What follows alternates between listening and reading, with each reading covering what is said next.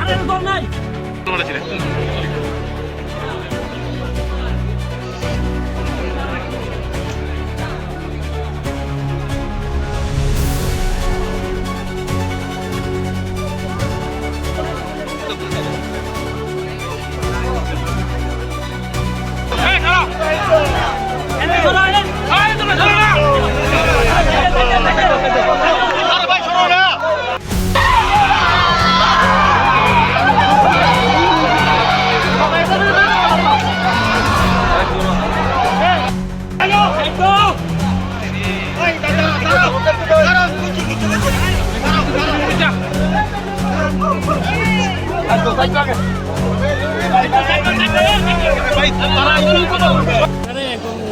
আমার একজন ছোট ভাই ডাক দিয়েছে যে বলে তারা লোক আর বন্ধু বান্ধব আরো 3 জন আসলো 4 জনে স্নান করতে আসছি 3 জনে জলের ভিতর থেকে তো ওই ডুবে গেছে তো আমি যথারীতি ওই দিকে খবর পাই ওইখান থেকে হয়তো 10 মিনিট পরে আমি আসি না একটু খোঁজাখুঁজি করার পর একজন পাইছি তো হের কথা দিয়েছি বলে একটু আর 2 জন আসলো বাদ বাকি বাইরে যাইছে আমি যত সম্ভব আমি খোঁজাখুঁজি করছি পাইছি না বাদ কেউ কেউ মারা টারা গিয়েছে এখন আমি যারা উঠে নিয়ে গেছি নামটা আমি যদি সঠিক বুঝতে পারি না আমি আপনার হসপিটাল পাঠাইছি যাইতে এখন খবর পাইছি যে মারা গেছে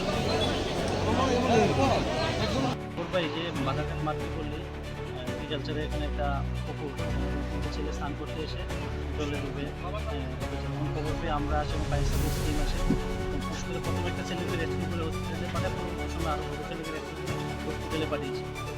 আনুমানিক বয়সগুলি বয়স অনুমান 15-16। নামগুলি একজন বকুশুভ দাস, শুভম আর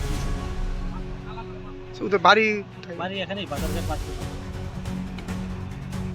আমি খেতে বসছিলাম তখন আমার মাতৃপল্লী একটা ছেলে জলে ফেলে গেছে, তার মধ্যে একটা পেয়েছে মারা গেছে আর দুটো খুঁজে পাওয়া যাচ্ছে।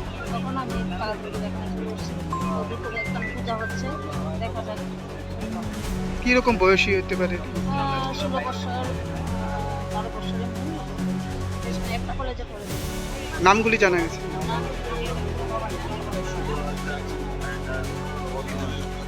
কি বলবেন এই বিষয়টা?